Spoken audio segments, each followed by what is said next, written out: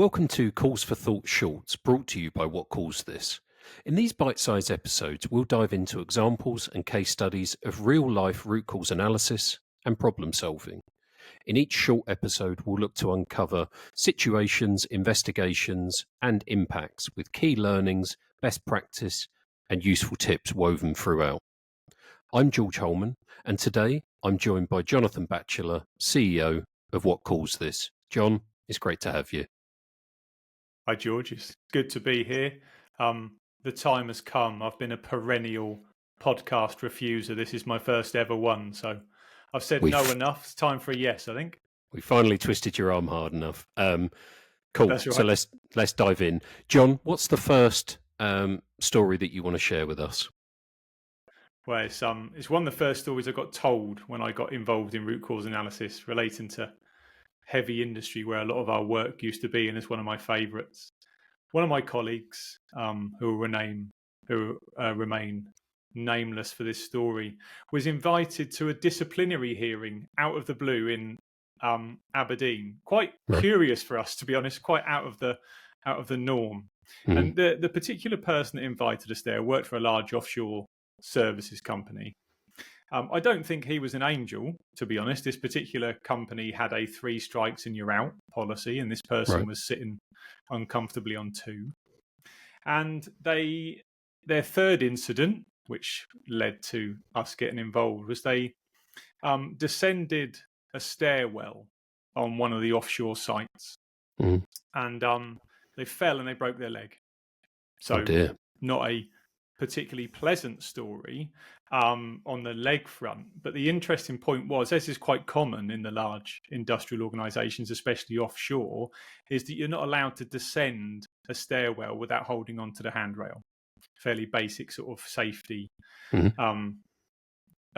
policy that's within these firms. And so when he'd recovered, they called him in, as I think he was probably expecting, and informed him that unfortunately it was his 3rd strike, and he would then they would begin the process of him being out of the organisation. And so that led to a disciplinary hearing in Aberdeen, which he invited my colleague to. Still, no idea why. He wouldn't say why.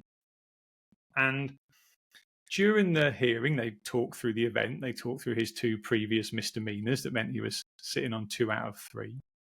And then they got to the particular event, which meant everyone was together in the room. And it transpired that this has been a temporary building, a temporary sort of cabin, stacked cabin on one of the offshore sites. So it wasn't one of the sort of formal fixed premises of this organisation. And they started going through the scenario and replaying the event, reminded him of the policy. He's like nodding.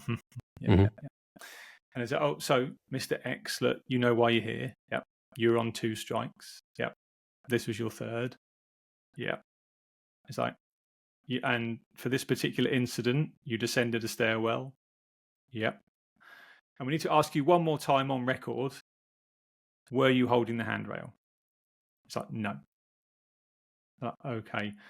You do realise that the company policy states you must always hold the handrail as you're descending a stairwell on one of our buildings. Yeah. We'd quite like to keep you, but you're making it hard for us to keep you. So we need to ask you one last time on record. Did you hold the handrail as you descended? It's like, no. Exasperation, notes on paper. Right, okay, we're going to have to start the process. And my colleague went, excuse me. He went, yeah. He said, may I ask a question? He went, well, you might as well. You've come all this way. He went, okay, thank you very much. He said, was there a handrail? And the chap went, no. White faces in the room, pencils down, no one knew what to do. Sorry? No, there wasn't a handrail. But at no point during any of this has anybody asked me if there was a handrail. You kept asking me, did I hold the handrail? And he said this was a temporary building on one of the sites where you sent us to work, and someone commissioned a temporary building that was multiple stories stacked on top of each other, and they hadn't double checked to see if there's a handrail, even if the policy was able to be followed. So I would have loved to have been in that room, by the way. But the point being that how we ask questions And Mm. really having active listening on people's answers can tell us an awful lot. And he was clearly a bit of a tinker, to be honest. Someone was gaming the system for some form of dismissal here. Of course, that I don't know how that ended, but I don't think it was probably as clean as either party wanted. But it was what fascinated me. He'd met my colleague a number of times and clearly thought, I reckon if I get him to sit in this room, at some point he's going to go, but was there one? And perfect comedy timing.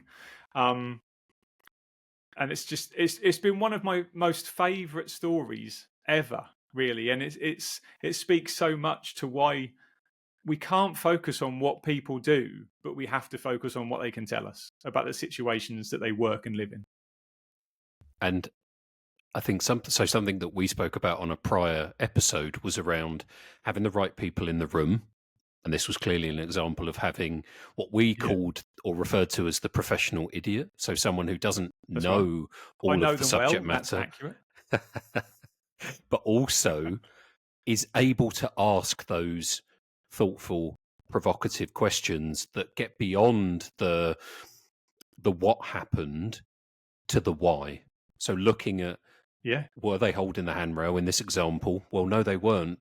But actually, you could have stopped there and you'd have ended up in a place that was substandard, that wouldn't prevent recurrence, that actually wouldn't have addressed what had happened. And it was asking that slightly sideways question. You also wouldn't have had a formal discipline procedure, would you? The formal discipline procedure to get someone on the third strike of 3 would never existed because they've put them in a work environment where you cannot possibly comply.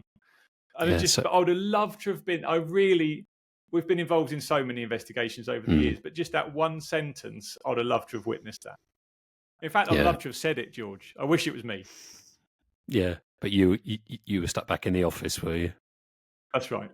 Yeah. So look, John, thanks for walking us through that example. And I think it is always a great reminder of why digging deeper is so important. And it has that payoff that we need to look for when we're trying to understand problems. So to everyone who's tuned in, thank you.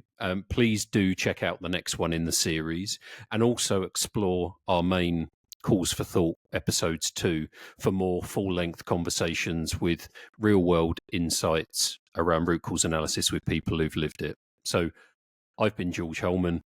He's been Jonathan Batchelor. And thank you for listening. Thanks, George.